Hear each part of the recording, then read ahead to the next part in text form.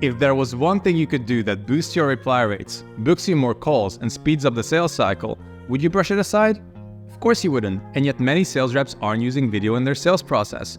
Those who don't are struggling to stand out from the crowd, building trust takes longer, and we haven't even talked about the number of follow-ups it takes to get a deal across the line. Maybe you just haven't been shown how video can help you overcome all these, but that's about to change in the next 5 minutes. Hi, I'm Victor, a full-cycle account executive turned sales manager with 10 years of B2B sales experience. And on this channel, I cover topics from prospecting to closing and everything in between. And by the end of this video, you will know 5 ways you can use video for sales to get you closer to crushing your quota. Let's do this. When, why, and how should you use video? As a seller, everything you do revolves around building pipeline, increasing your win rates, and decreasing your time to close. So we're going to look at how video can play a role in each of these 3 areas. And I'm not just going to list 5 things you can use it for, but also what basic do's and don'ts you should follow to get results. Then, we'll end with 3 tools you should consider using that take the hassle out of video creation so you can choose the one that best fits your use case. The first use case is when reaching out cold. The point here is to educate and inspire prospects in a more engaging way that you could over email, and evoke reciprocity that makes it all the more likely for prospects to take a call with you.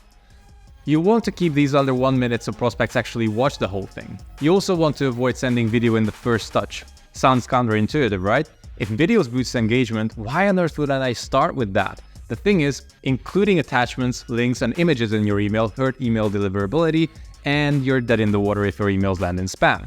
Also, you can never be 100% sure that email addresses are valid, and because recording and personalizing videos take time, it seriously hurts your activity volume. On the other hand, video is great for follow-ups because it evokes reciprocity, so at the very least you get a response, which is already better than being ghosted. Apart from follow-ups, you can use videos instead of leaving voicemail, educating on complex problems visually that get the prospect interested, and for showing something exclusive that inspires prospects to take action. This can be a demo, a walkthrough of a customer success story, or presenting the research you did on their company and why you believe they could benefit from talking to you. The use case I've used video for the most is managing opportunities async.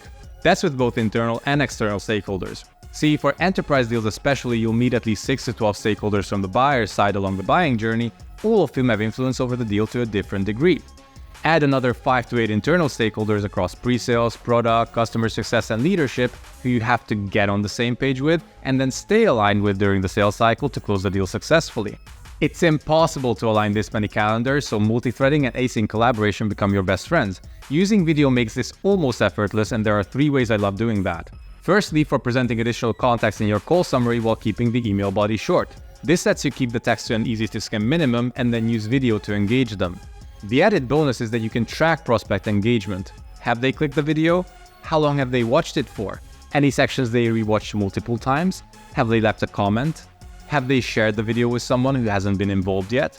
All of these help you make smarter moves that improve your win rates. Secondly, there are times when you just can't get people on the phone and this delays ops for weeks at a time. Why wait for stakeholders to be available to get their feedback on a proposal when you can send them a video and let them reply on their own time? Not saying you should discuss prices over email or video, simply record your proposal and ask for their input. Does this align with the impact they're looking to make? Any objections to the scope or something they do differently? Getting feedback like this async lets you push the deal along faster. Lastly, if you've ever worked with product teams and leadership, you know they're on back-to-back meetings all day. You can't afford to wait until they have an opening. The way I've gotten support from cross-functional teams faster is by briefing them on where we're at and making it clear what input I need from who and by when. Then everyone can reply on their own time and I get to respond faster to keep the customer engaged. Piggybacking on these first 2 points, you can use video to collect customer testimonials via short 3 to 5 minute live interviews and sharing them with stakeholders regardless of whether it's part of your outbound flow or your closing flow. Think of how much more credible a story is when coming straight from the mouth of a satisfied customer. At number 4, we have buyer enablement. You just love explaining the same things over and over again, don't you?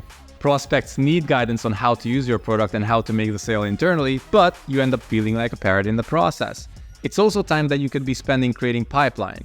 So instead of repeating yourself over and over again, make recordings of FAQs and micro demos of individual features that add up to a specific impact. With evergreen content like these, you can piece together explainer videos with close to 0 effort. All the while, champions will have everything they need to convince decision makers in internal meetings where you're not on the guest list. Other use cases include videos for POCs and onboarding videos after the sale. Before we jump into the do's and don'ts, we have use case number 5.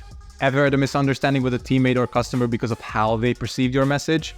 The thing is, you can't control how others read your messages. Sure, you can use emojis and tread carefully, but it's way easier to convey intent by showing tone and body language, both of which are possible over video if you can't get on a face-to-face call quickly enough. So use videos for running crucial conversations. When done right, they de-escalate the situation and disarm your counterpart so sour feelings don't end up derailing your deal. Now, let's help you make fewer avoidable mistakes by going over some do's and don'ts. Don't send video on the first message. Already mentioned this in the beginning, but making personalized videos takes a lot of time, and if the email ends up bouncing, you just wasted all that effort. And even if the email is valid, your message may end up in spam because of security filters. So stick to a plain and short email is the first step. Next up, don't pitch. Using video won't compensate for a connect and pitch approach to outbound. Also, don't send generic videos with outbound. The whole point is to create interest through a highly personalized message. Even though video messaging tools let you repurpose videos, use it to personalize at scale when it comes to enablement and not outreach. Then we have the one I hate the most. Don't add a GIF with the prospect's name on it as a thumbnail. Please, it's salesy and they know that the only personalization was typing in their name. On the flip side, keep your videos short. If your message is longer than 1 to 3 minutes, it should be a conversation. Depending on your goal, the purpose of the video can be to inspire, which should be 30 to 60 seconds long, to explain something complex visually, which can be 1 to 3 minutes, or to get feedback async, which is also like 1 to 3 minutes. Enablement videos like step-by-step walkthroughs can be longer, but I recommend splitting them up into shorter segments and turning them into a mini-series. You should use visuals.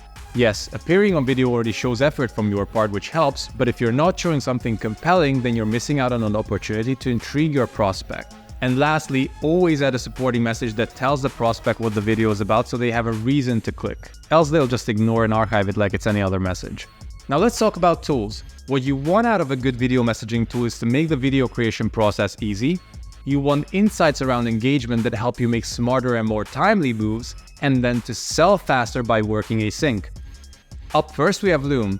Loom is a perfect all-rounder for individuals and teams who are looking for a standalone solution. Loom offers a rich free plan and an affordable Teams plan that makes signing up a no-brainer. It's also what I've personally been using for years and my customers love it. Next up we have Vidyard. Vidyard is best suited for teams who want everything that Loom can do but also care about integration with the rest of the tech stack, so no matter where you are you can record straight away or have engagement insights at your fingertips. Vidyard integrates seamlessly with tools like Gong, Salesforce, LinkedIn and other sales engagement tools so you can cut down on contact switching and admin. They also recently released a cool feature called Vidyard Rooms, which enables buyers by bringing all the enablement assets related to the opportunity into a single place. No more searching through emails and folders. The third tool worth considering is Ubeak. Ubeak is all about scaling outreach. As sales reps, we repeat 90% of what we say when reaching out cold, so we use templates and snippets to send out more emails and personalize just about enough to get a response. But videos take more time, don't they? Well, Ubeak gets rid of the hassle by using AI to clone your voice and personalize variables in your video like first name and company name.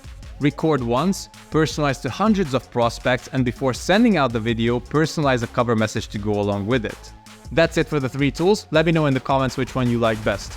If you enjoyed this video and are hungry for more, you'll love this next one right here. Don't forget to like and subscribe first, and then see you there.